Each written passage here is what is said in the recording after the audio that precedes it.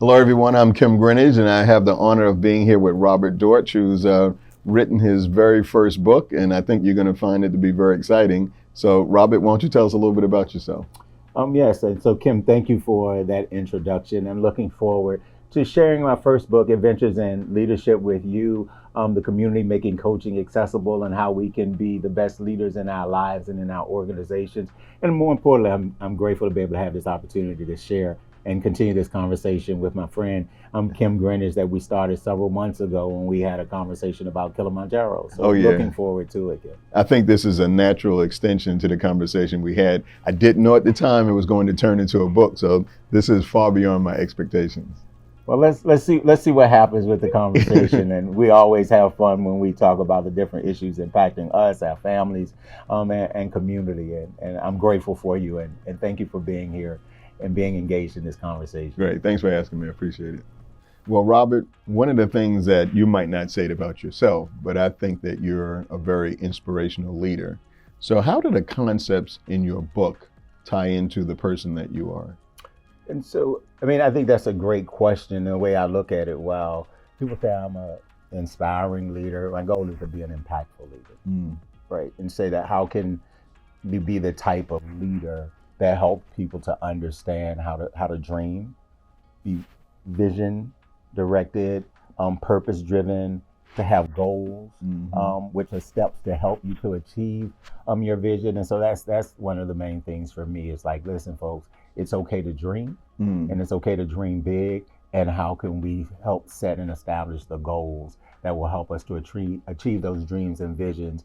And more importantly, the goal is for us to be impactful. We got to make commitments and take action. Robert, I found that this book was an easy read, but at the same time, for those people that like to have some real technical skills that they're going to pick up from a book, can you tell us about some of the technical skills that I'll pick up to enhance my leadership? So if we talk about process, what we look at is that every day you start with an inspirational quote that will allow you an opportunity to reflect on an inspiration and how that inspirational quote from a leader from around the world will impact you. And then you will have a leadership question, if you will, that will help center you to think about the particular issue or inspiration that quote that emerged from the quote. Mm-hmm. In addition to that, you will then get an adventure or an exercise, a specific activity that you can engage in that's related to the quote and the issue that has emerged from that particular leader. And most importantly, you're able to make a commitment that's relevant to you, that you can put into action and that you can practice on that day, or you can return to, or you can then adjust to that and continue to learn and grow from that and apply that in your life. So I think that's from from a process Okay. standpoint. Mm-hmm. In addition to that, you will be able to get from a content standpoint issues around diversity, equity, and inclusion, strategies around innovation, around team building, around leadership development. And so we look at various, strategies that you can apply in those different content areas in addition to specific processes that you can use that will help you to be successful. So I'm glad you brought up diversity, equity, and inclusion because it was all the rave after George Floyd. And now I'm seeing organizations, government, starting to scale back on that being important and even being a goal of being in business. Do you think it's something that was just fashionable? Should it be fashionable? Or should that be a bedrock of any organization that wants to succeed?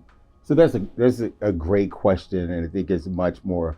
We've oversimplified DEI and the role of DEI. You're correct that after George Floyd, I think many organizations, many leaders were reactive, and they felt pressure from the community and saying we have to do something, but it was not strategically aligned with what they were doing. So while they were reactive in hiring people, what we found is that it was not in strategic alignment.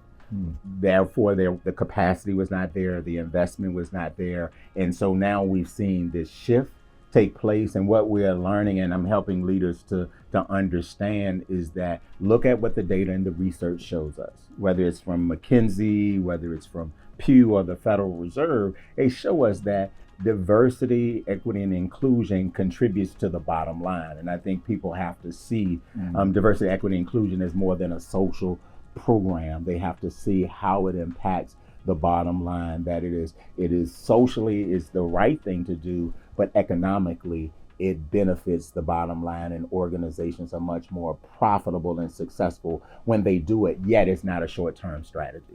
It is a long-term strategy. And so there are some exercises that we offer through some of our adventures to show you how you can begin to do that how it impacts you at the governance level, how it impacts your operations, how it impacts HR and staffing, how it impacts investing or your budgeting. And you can do it in a way that's holistic, that is inclusive, and yet it is strategically aligned with the direction of your organization, and it's good for community.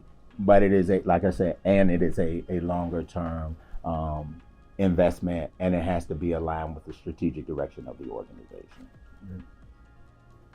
I have one credibility question. This will be real quick. So what makes you qualified to write a book like this? I know you climbed Mount Kilimanjaro, but as a professional, why were you equipped to write a book like this? So, I think that's a phenomenal question. I mean, I've spent over 25 years, which is almost half my life, in being able to support organizations. I've been a CEO. I've been a board chair of nonprofits and of organizations. I've worked in corporate, I've worked in faith-based.